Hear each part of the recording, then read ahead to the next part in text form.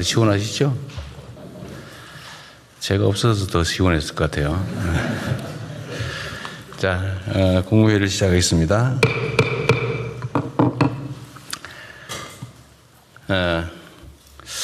중동전쟁 휴전 합의가 후속 논의 과정에서 꽤 진통을 겪고 있습니다. 끝까지 긴장의 끈을 놓지 말고 비상체제를 유지하고 민생경제 회복에 박차를 가해 주시기 바랍니다. 이번 전쟁으로 많은 걸 알게 됐습니다. 특히 우리 경제의 취약점을 알게 되는데 그 취약점을 보완해서 대체 불가능한 초격차 산업 강국으로 도약해 가야 되겠습니다. 이를 위해서는 에너지와 원자재 공급망의 전략적인 다변화, 그리고 재생에너지 중심의 에너지 믹스, 탈플라스틱 순환경제로의 이행을 서둘러야겠습니다. 무엇보다 로봇, 우주항공, 또 K바이오, K방산 등 기존 반도체에 버금가는 K산업의 새로운 엔진을 육성해야 됩니다. 국민과 기업, 정부가 하나가 돼서 중동 전쟁이라는 태풍을 슬기롭게 헤쳐올 수 있었습니다. 불가능의 벽을 넘어 세계에서 유일하게 산업화와 민주화를 동시에 성취해낸 우리 국민들께서는 우리 앞에 놓인 또 다른 도전들도 단합된 힘으로 얼마든지 이겨낼 수 있다고 믿습니다. 누구도 흔들 수 없고 아무도 대체할 수 없는 글로벌 초격차 산업 강국을 향해서 우리 모두 힘을 모아서 함께 전진해 가기를 바랍니다. 산업 경제의 본격적인 대도약을 가속하려면 과감한 행정 대전환이 뒷받침되어야 합니다. 지난 1년 동안 우리 정부가 지향해야 될 행정의 기본적 방향과 원칙은 충분히 확립했다고 판단합니다. 이를 바탕으로 앞으로 4년 동안 국정 혁신의 내용을 촘촘하게 채우고 또 이를 체계화하는 데 만전을 기해 주시기 바랍니다. 이를 위해서는 기존 후 관성에 안주한 낡은 행정 문화에서 탈피해야 합니다. 그래서 구석구석의 잘못을 찾아서 고치는 세밀 행정의 자세를 갖춰주기 바랍니다. 사소해 보여도 국민들의 삶에 직결되는 사안부터 빠르게 실행하는 속도 행정도 중요합니다. 국민의 요구를 앉아서 기다리는 게 아니라 우리 모두가 현장 속으로 들어가서 선제적으로 찾아서 개선하는 전통적인 용어로 적극 행정도 매우 중요합니다. 특히 중요한 것은 모든 행정 혁신의 내용을 항구적으로 제도화하는 것입니다. 기존에 있던 걸 한번 고치고 넘어가 버리면 또 그게 반복될 수 있죠. 다시는 돌아오지 못하도록 제도화해야 되겠습니다. 정부는 새로운 공직 문화를 포함해서 행정 혁신 사례들을 시스템화해야 됩니다.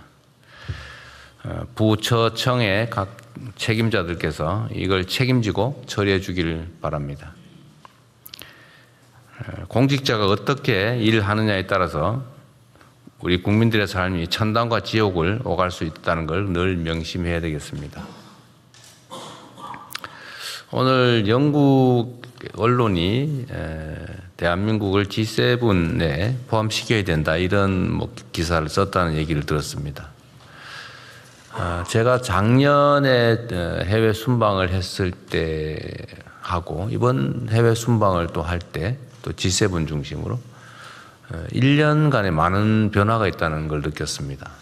물론 작년에는 제가 처음 취임하고 그래서일 수도 있겠지만 객관적으로 보면 많은 정상들이 대한민국의 대통령과 양자 회담을 하기를 원했는데 실제로 우리가 시간 부족으로 그걸 다 응해 주기가 어려울 정도였습니다.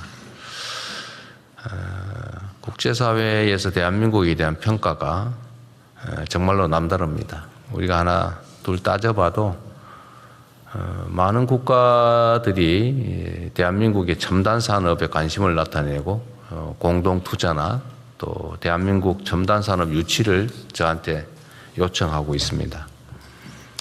또 상당수의 국가들이 방위산업과 관련해서 관심을 가지고 이 방공 시스템과 같은 수출에 자기들에게 우선순위를 달라고 저한테 일종의 부탁을 해오기도 합니다. 산업 영역도 그렇지만 문화적으로도 그렇습니다. 문화적으로도 보면 이번에 제가 유럽에서 느낀 것인데 그 현지민들 특히 젊은이들이 저나 제 아내를 보면 바로 한국 문화가 생각나는가 봐요. 그래서 막 손하트를 하면서 이렇게 애정 표현을 하고 그러기도 합니다. 또 외국 정상들이 저한테 하는 얘기들이 많아요. 자기 가족 중에 누구가 한국의 뭐뭐에 관심이 많아서 한국을 빨리 한번 가보고 싶다. 뭐 이런 얘기도 상당히 많이 합니다. 이 문화적인 측면에서 대한민국이 특별한 위상을 갖게 됐다는 생각이 듭니다. 물론 대한민국의 이 민주주의 역량도 큰 관심을 끌고 있습니다. 전 세계가 대한민국과 같은 발전된 국가에서 군사 쿠데타라는 게 일어나나 이렇게 놀랬다가 아니 저런 어려운 상황을 국민들이 외부적으로 보기엔 아름답게 또는 즐겁게 그러나 치열하게 평화적으로 극복해가는 과정을 보고 매우 놀랐던 것 같습니다.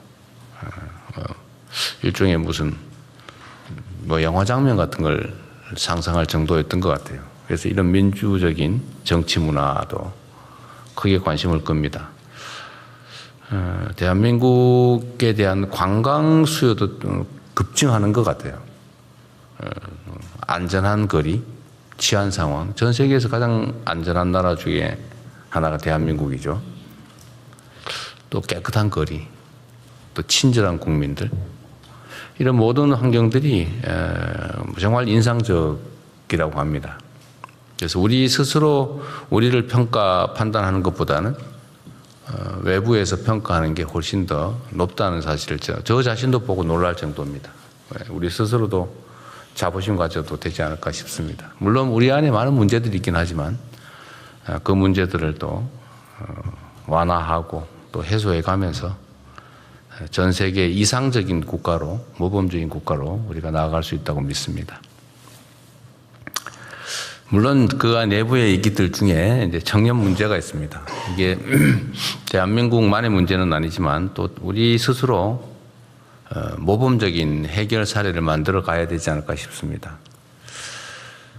반도체 호황, 또 그중에 주식시장 급성장이라고 하는 이 눈부신 성과가 있습니다만 그 이면에 또 자산 양극화라고 하는 그늘이 짙게 드리우고 있습니다.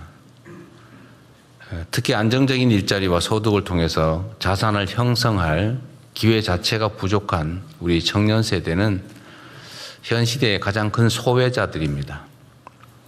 역대급의 성과급이나 역대급인 코스피 지수도 나에게는 딴 세상 이야기라는 청년들의 소외감을 정부가 뼈아프게 받아들여야 할 것입니다. 현재의 청년 세대가 직면한 이러한 문제들을 일거에 해소할 소위 왕도는 없습니다. 뭐 그런 게 있다면 이미 다 했겠죠. 정책 전반에 걸쳐서 청년에게 더 많은 기회를 주기 위한 세심하고 꾸준한 노력이 그래서 더욱 중요합니다. 그 일환으로 어제부터 청년 미래 적금 신청이 시작됐습니다.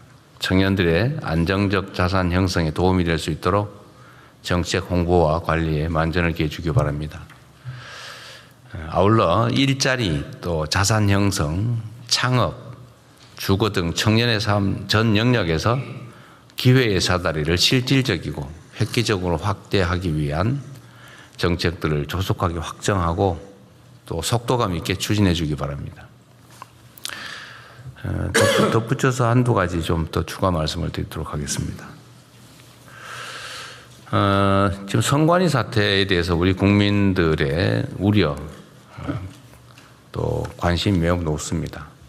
이게 참으로 안타까운 것이 정부의 통제에 있는 관리 범위 내에 있으면 뭐 손이라도 써보겠는데 이게 헌법이 정한 독립기관이다 보니까 관리도 통제도 불가능한 상황입니다. 심지어 국회도 그렇게 일상적인 감시 관리가 어렵다 보니까 그 내부가 많이 좀 문제가 생긴 것 같아요.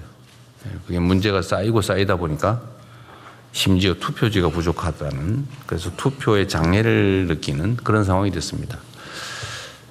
전 세계가 대한민국의 민주주의를 정말 선망할 정도인데 이를 핵심적으로 담당하는 선관위가 이와 같이 통제불능 상태에서 있을 수 없는 일을 저지른 점에 대해서는 뭐 좀 변명의 여지가 없습니다. 신속하게 대안을 마련하고 대책을 세워야 되겠죠. 국회가 또 여야 간에 대책을 만들고 있다니까 뭐 저희도 기대하고 또 협력하겠는데, 일단 그 안에 있는 여러 가지 이 부정적 요소를 제거하는 일은 지금부터라도 최선을 다해야 될 것 같습니다. 검찰하고 경찰에서 합동수사본부 만들어서 수사를 잘하고 계시겠죠? 어디? 네, 진행하고 있습니다.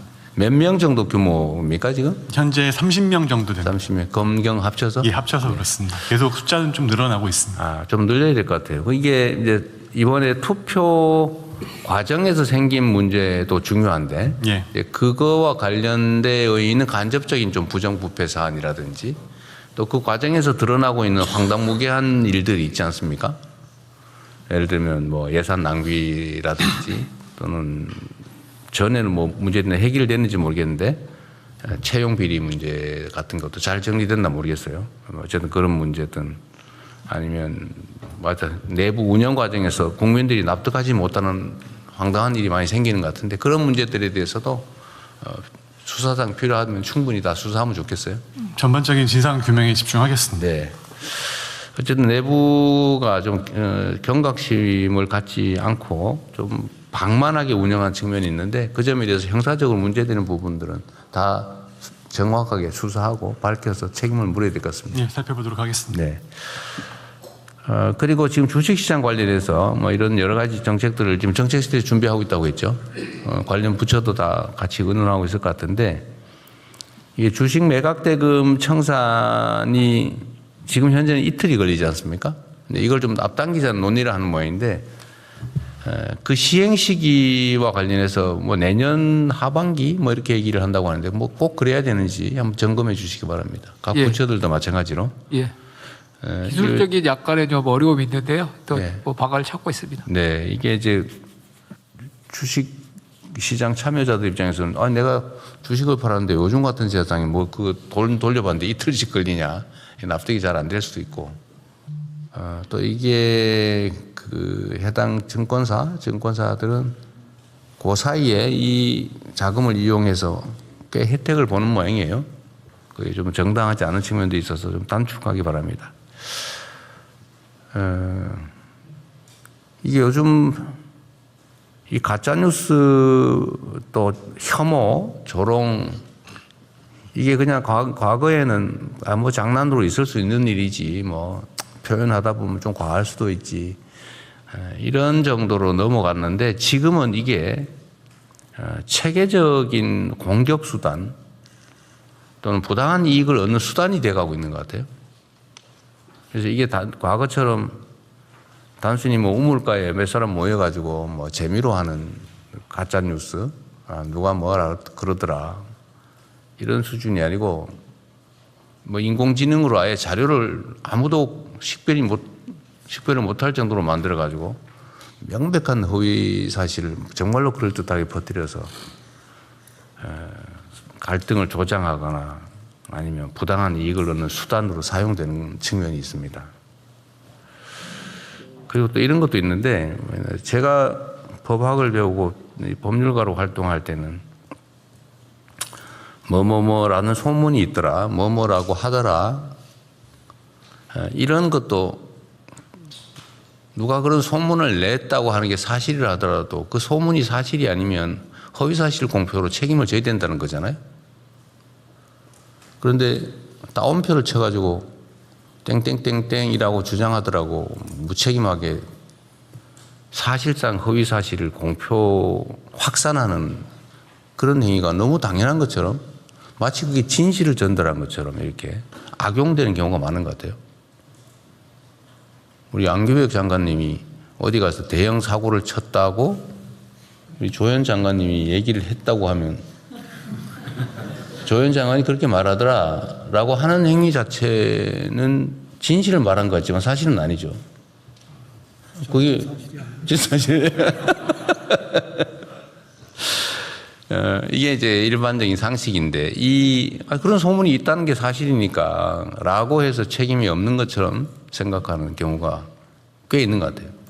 근데 이 점을 좀 명확하게 해야 됩니다. 그건 말이 안 되죠. 언제나 확인해야지 다른 사람의 인격이나 아니면 이해관계에 관한 그런 허위 주장을 누가 카더라라고 전파하면 안 되죠.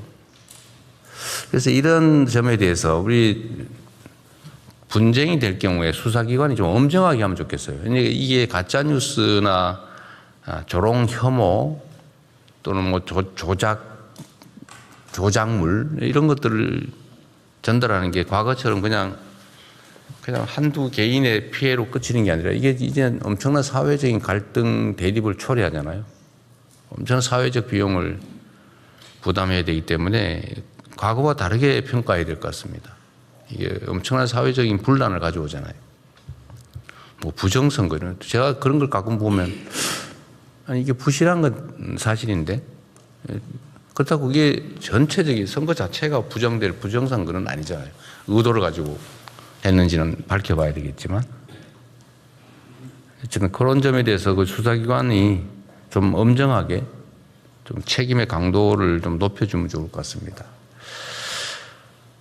그리고 공직사회 내에 우리 각 부처청에서 좀 주의해서 들여다봐야 될 부분인데요. 얼마 전에 어디 소방서에서 그 소방관들, 여성 소방관들한테 술을 너무 많이 먹이고 회식 강요하고 새벽까지 끌고 다니고 그러다 못 견뎌서 이 사람이 어떻게 된 모양인데 이걸 또 남자친구하고 갈등 때문인 것처럼 이렇게 가짜로 발표해가지고 안 그래도 가슴 아픈 그 남자친구를 아주 그냥 그렇게 2차 가해를 하고 또 이거 감찰해달라고 그랬더니 그냥 묵살하고 그래서 제가 얼마 전에 우리 소방 쪽에 국무조정실이었던가요? 예, 국무조정실에서. 국무조정실에서 조사를 해보았더니 이게 다 사실로 드러났다고 그래요? 예, 사실 드러났습니다. 예. 이게 막상 결국은 정말 이게 유명을 달리하는 그 본인의 고통은 얼마나 심각했을 것이며 또 이걸 잃은 그 남자친구라 그 가족들은 얼마나 가슴 아플 것이며 이거 좀 밝혀달라고 하는데 이것도 묵살해가지고 얼마나 또 속쓰렸을 것이며 이게 입장을 바꿔 생각하면 어떻게 이럴 수가 있습니까? 직장이 먹고 살겠다고 직장을 갔더니 상사라는 사람들이 겨우 하는 짓이 그 자기들의 놀이객감 비슷하게 술 먹고 노는 유흥 대상으로 쓴 거 아닙니까? 이 직장 내 갑질이라고 하는 거죠. 이것도 최악의 갑질인데 이게 문제는 이게 그렇게 심각한 행위인 줄 모른다는 거예요. 뭐 술 좀 같이 먹고 같이 좀 시간 좀 보내자는데 뭐 부하 직원이 그 정도는 할 수 있지. 이렇게 생각하는 경향이 있다는 거예요. 과거에는 이게 뭐 그렇게 할 수 있었겠죠. 뭐 노래방 데려가서 노래시키고. 그래서 이게 각 부처청에서 좀 각별히 좀 챙겨주면 좋겠습니다. 혹시 이런 요소가, 아니, 이런 게 지금 최근에 벌어진 일 아니에요. 어떻게 이럴 수가 있어요, 이게. 각 부처청에서 내부 조직 점검을 꼭 좀 해보십시오. 이게 조직 내 문화에서 그 여직원들을 상사 옆자리에 앉히려고 일부러 그런다든지, 아직도 그러고 있다 그래요. 그 여성들한테, 여성 직원들한테 술 따르라 그러고 말이에요. 2차 가는데 강제로 데려가고, 술 억지로 먹이고, 원샷 시키고. 그 술 싫다는데 왜 원샷을 시킵니까? 그 자기나 먹지. 어쨌든 직장 내 이런 갑질 요소들은 다시는 이런 얘기 안 나오게 각별히 챙겨주기 바랍니다. 이상입니다. 이후 회의는 경제부총리께서 진행해 주시겠습니다. 예, 먼저 현안 토의를 진행하겠습니다. 중동 전쟁 관련 비상국정 운영 및 대응 현황에 대해서 재경부, 산업부, 금융위, 복지부, 외교부 순으로 발제하겠습니다. 먼저 재경부에서 거시경제 및 물가 대응 현황에 대해서 보고를 드리겠습니다. 6월 22일 미국 이란 간 MOU 1자 협상이 종료됨에 따라서 국제 유가는 오늘 아침에 WTI는 74불대, 그리고 브렌트유는 78불대로 해서 70불 초반 또는 후반을 유지하고 있습니다. 그러나 미 연준 금리 인상 시사 등으로 인해서 환율은 1,530원대로 상승한 상황이고 국고채도 금리가 3.8% 내외로 3년물이 등락 중인 그런 상황입니다. 수출은 6월 1일에서 6월 20일까지 60.4%로 증가해서 620억 불을 달성했습니다. 그리고 여기 자료는 빠져 있습니다만 오늘 아침 소비자 심리 지수는 2개월 연속으로서 106 이상을 달성하고 있어서 2달 연속 소비자 심리 지수는 상승 추세에 있습니다.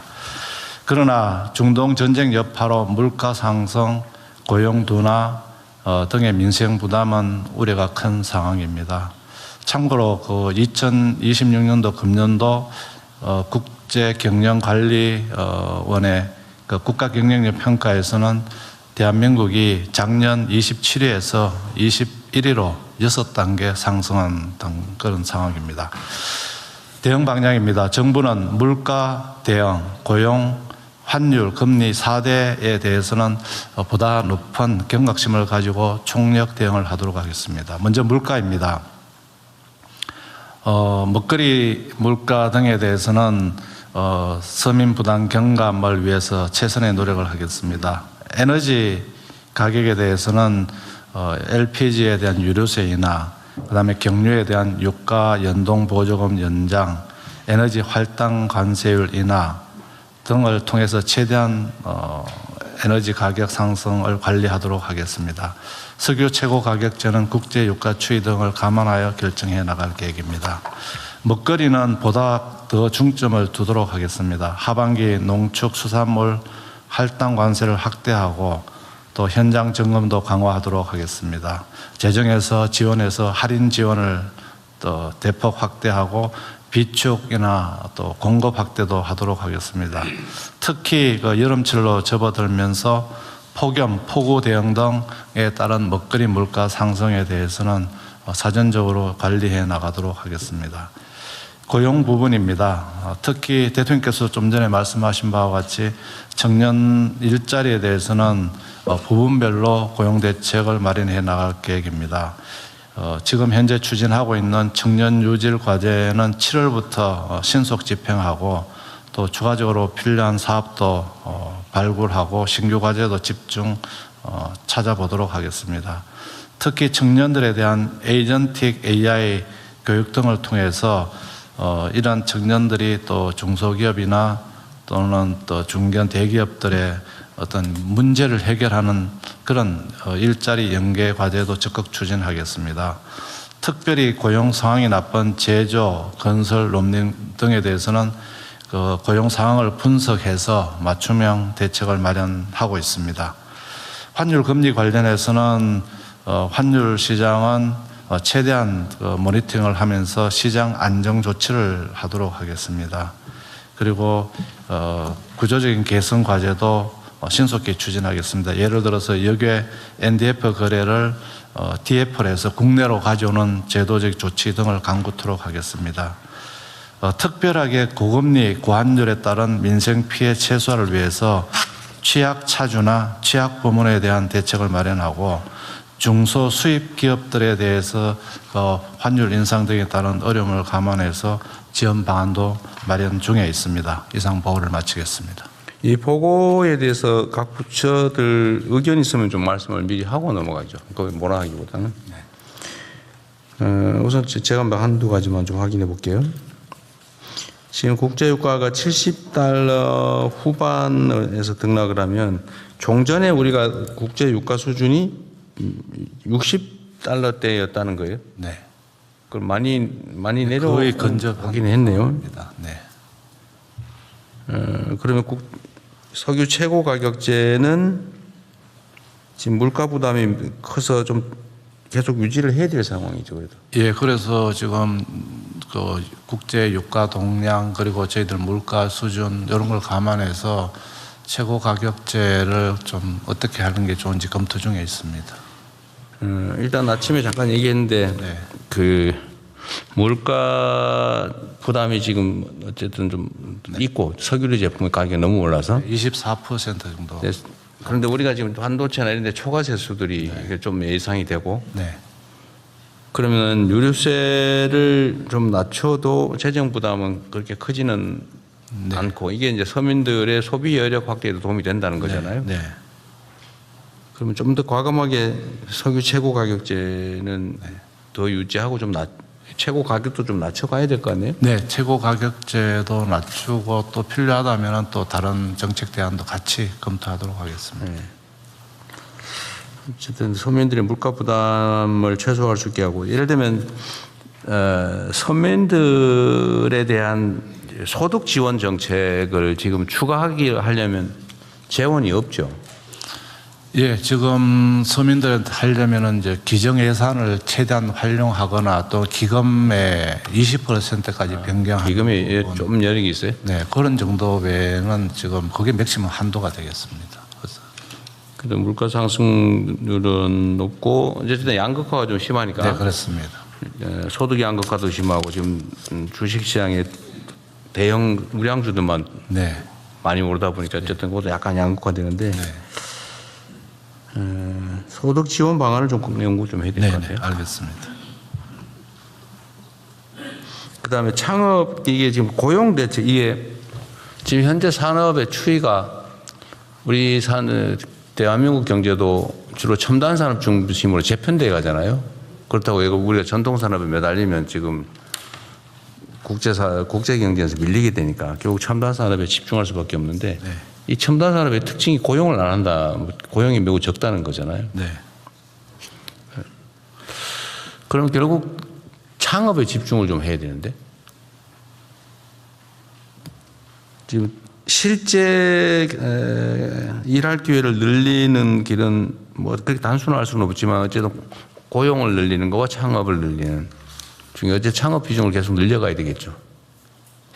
네, 지금 사실 이제 고용은 그 대기업들 같은 경우는 고용의 숫자를 빠르게 늘리지는 못하는 상황이기도 하고 기존 기업들의 상황들도 다 있는 상황인데 창업 같은 경우는 본인들이 적극적으로 하고 싶은 사업을 하고 여기에 대한 지원을 하면 늘어나는 속도는 있다고 봅니다. 물론 모두의 창업 지금 진행하면서 보여준 창업에 대한 열기만큼은 저는 지속해서 정부가 지원해야 된다고 생각을 하고요. 지금까지 굉장히 많은 분들이 창업을 했습니다. 근데 지금의 창업은 소상공인 창업 형태의 창업들이었고 그래서 창업을 지원하지 말라는 의견들도 있고 하시지만 창업을 제대로 할 수 있도록 정부가 뒷받침하고 어떤 창업이 좋은 창업인지를 하는 것이 저희가 가져가야 될 방향이기 때문에 여기서 지금 젊은이들 사이에서 지금 고등학생들도 이번에 굉장히 지원들이 많았고 이분들이 고등학교 때부터도 창업을 하는 경험을 가져주고 하면 여기에 대해서 저희가 가져갈 때 미래에 굉장히 중요한 부분이라고 생각합니다. 미국 경제가 좋아지는 뭐 여러 가지 이유가 있지만 그 중에 제일 큰 게 창업이 첨단 산업 분야 창업이 많다는 거 아닌가요? 네. 첨단 산업 분야를 창업하기 굉장히 좋은 환경이고 창업할 때 지원하는 민간의 투자 환경이 굉장히 좋은 상황들입니다. 물론 창업해서 성공했던 그 선배들이 만들어 놓은 창업 투자 자본들이 굉장히 많은 상황인데 한국은 아직 그 부분에서의 민간 창업 자본들이 그렇게 아직 단단하진 않기 때문에 여기에 대해서 정부가 당분간 지원을 하고 민간의 투자도 지금 창업 쪽으로 기술 창업 혹은 네. 제대로 된 창업에 들어오도록 지원하도록 해야 될 것 같습니다. 이번에 그 모두의 창업은 예상보다는 참여자도 많고 열기도 뜨겁고 사실은 뭐 아이템도 좋은 게 많다면서요. 네. 근데 그 지원 금액이나 지원의 수준이 뭐 어쨌든 기존보다는 상당히 그 많이 하긴 했지만 그러니까 전체적으로 보면 사실은 좀 지원 규모나 지원 강도를 올려야 되지 않나요? 횟수도 그렇고. 이제 모두의 창업은 사실 초반에 기획할 때 저희가 창업 이전의 스타트를 도와주자. 그러니까 창업할 때 좀 어떤 부분들을 알고 가자라는 아주 기본적인 부분들을 도와주기 위한 시작이었고요. 이 다음 단계로는 이제 지금 이번 올해를 거쳐서 제대로 된 투자 단계가 된다면 그때부터는 이제 본격적으로 연도별로 제대로 된 프로그램을 만들어내야 된다고 생각하고 있습니다. 네. 근데 최근에 지금 이제 지원하면서 5,000명 확보된 분들의 의견도 보면 이게 이제 이전에는 저희가 창업을 그냥 똑같이 봤지만 딥테크 창업해야 되는 분들은 좀 더 많은 그 제휴 시제품 만들 때 네. 비용도 되게 많이 든다는 말씀도 합니다.